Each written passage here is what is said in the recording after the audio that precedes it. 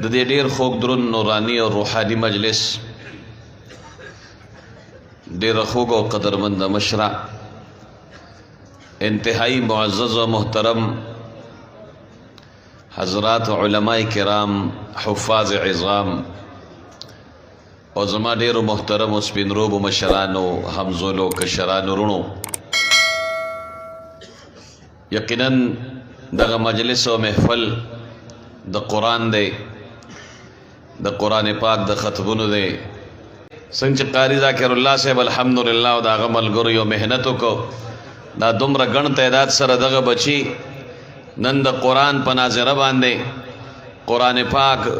په یاد او په حفظ باندې وې دا ډېر لوی او کار دی ډېر لوی کاز او محنت دی الله رب العزت ته قاری صاحب دی داغي معاونین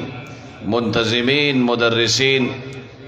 الله تبارک وتعالی داغي په جندونو کې علمونو عملونو کې او د قرآن په خدمت کې نورم برکتونه واچي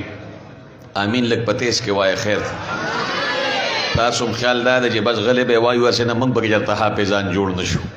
الله دې موږ تاسو ټول حافظان جوړ کړي الله دې موږ تاسو ټول عالمان جوړ کړي زمارو د تاسو خوش قسمتی ده د دې ټول روړیا خوش قسمتی ده چې الحمدلله الله تبارک وتعالى مونږ تاسو ته یو اداره را کړې ده یو مدرسه را کړې ده یو منبع او سرچشمه ده الحمدلله دا غي دا نور او رڼا دا سره بروړیا پورې خاص نه دی رونو ان شاء الله د دې نور او رڼا با ټول جهان ته الله تبارک وتعالى رسي مونږ ګورو دغه بچي الحمدلله حافظان شي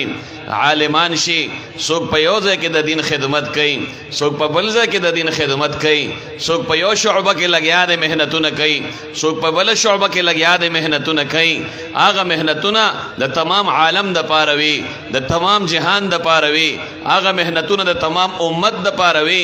رونو دا یو بچي زموستا قیمتي دي دا یو بچي دا یو حرف زموستا د پاره قیمتي دي زموستا دغه بچي دا یو حرف وي لسنه کې پنامه اعمال کې چې کم غیر مکلف بچی دي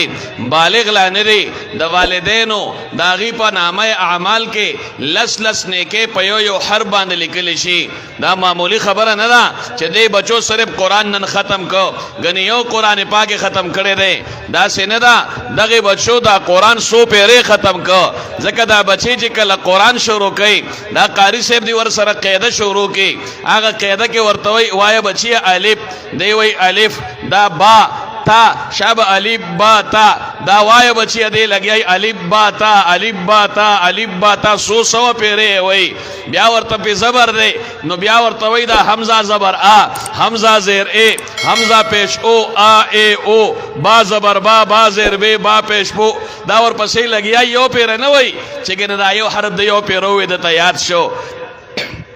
پس سونو باندې سونو کرته لګیا دی د حروف دی اول وی دا غینه پس ورته بیا قرآن شروع کی عما ورته شروع کی د عما یو آیت ورته په خولي انداز باندې وی وای بچی عما يتساءلون عن النبأ العظیم الذي هم فيه مختلفون د غدری آیتونه بچی شابه دا واړه دا درې آیتونه دی 100 پیری وی دروازه په سونو کرته باندې وی په خپل سوچ کوي یو الف باندې یو حرف باندې لس نه کېږي نو چې کله دی عما يتساءلون یو عین شو یو میم شو یادا چې عین سره نون دلاندې عن ما دی اصل کې عمات نه جوړ شوی دی بیا درې حروف شو سره په عما باندې ورته دیرش نه کې په یو پیر وینا باندې نامه اعمال کې ولي کله شوی زما محترم ورو د 100 پیر وی د دې په سونو باندې وی گویا د قرآن پاک چې ختم کو د یو ختم نه کړي زموستا نظر خدا دے